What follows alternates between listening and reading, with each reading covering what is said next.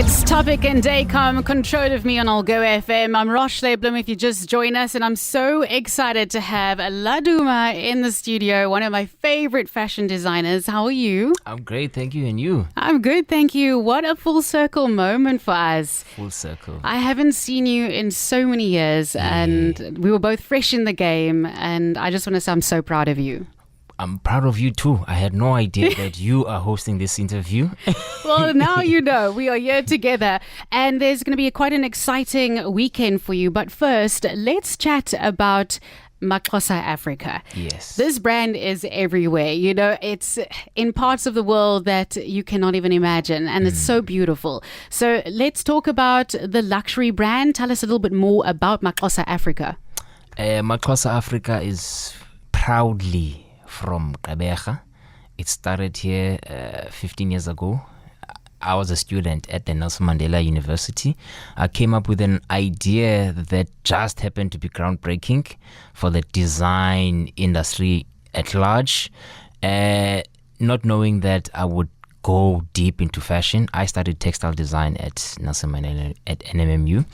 And then I got invited after graduating to multiple stages around the world, and a few months after, I had to think about coming up with a fashion brand, but a fashion brand that will close the gap of the lack of African luxury in the fashion industry. And today we have stores in all the major cities in South Africa and one in New York, and doing a pop-up in Dubai. Who knows, maybe in the next 6 months or a year we might have a store in Dubai as well. Look at that. It's really well done. You're so empowering and inspirational. And I want to chat about the authenticity, though, because I think that's important. How do you keep that going? Because the fashion industry is always changing. There's a lot of trends. There is a lot of patterns, textiles that are changing and coming back. How do you keep that authenticity, saying this is what it is and it's always going to be this way? Great question. Just about a year ago, I was in the States for a couple of months, and the US is a very saturated market where one tends to be tempted to convert. But listen, believe me, there is power in being authentic. There is power in not adapting, but navigating around a certain territory.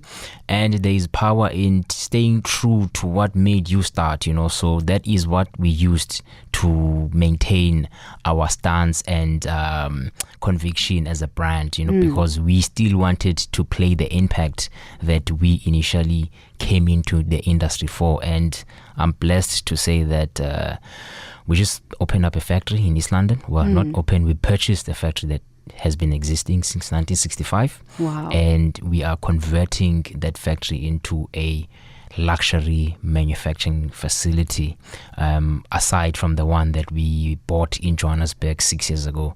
So gone are the days where we look outside for France and Italy for luxury.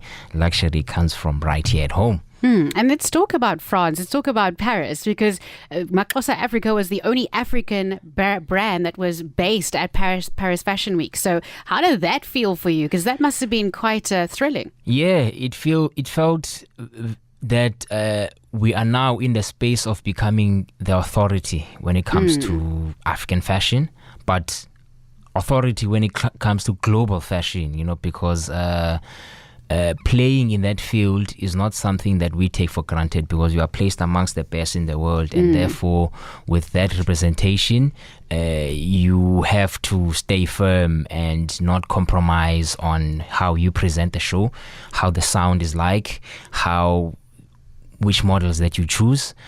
French is a very difficult city to operate in when it comes to fashion. I don't want to lie, but we've done it for the past 3 seasons. September, we go into our 4th season, and I just hope that I will see more African fashion brands there at that caliber, as difficult as it is to get there, but it's very possible if you're taking what you do super serious. Now, before we chat about what's happening tomorrow, in all the moments of MaXhosa Africa, was there a surprising moment in the journey for you? Listen, I kid you not.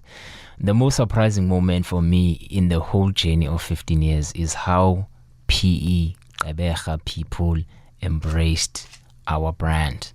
Beautiful. As they say, a preacher is not praised or not often praised in their hometown. But that was not the case with my home city. And I truly appreciate that and forever would be grateful of that gesture. And that is why you're having a Thanksgiving sort of celebration tomorrow. Tell us about that. Yes. So having a brand that is acceptable in multiple territories and multiple cultures. In fact, a nice fact to share. KZN is our second biggest market after Gauteng. Sure. And when I started, a lot of people said, no, don't call your brand MaXhosa because you're going to clash with the Zulu nation and then the biggest nation in the country. Listen, if you have a vision, go forward with it. So we thought we've been postponing a moment for us to host a Thanksgiving in our home city. So finally, we chose this long weekend on a Friday at the Nelson Mandela Bay Stadium and do a public call for people to join us in celebrating our journey, our blessings, and the impact that we've played in the industry. We employ about over 350 people in the organization. By the end of the year, it will probably be 400 to 500. And taking a stance on working with local people is not an easy task to take. You have to have a long-term vision. We are at 15 years now. We're going into 20.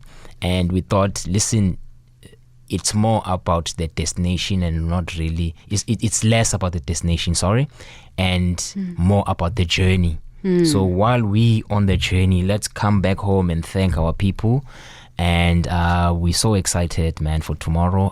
Unati, who's probably from PE, is coming to perform along with Tebe Linyora, who's a legend. Wonderful. Where can they find more information online? People can find information from our website, which is www.maxhosa.africa, and from our social medias as well. Perfect. Thank you so much for joining us. That is Laduma, founder and chief creative director of MaXhosa Africa.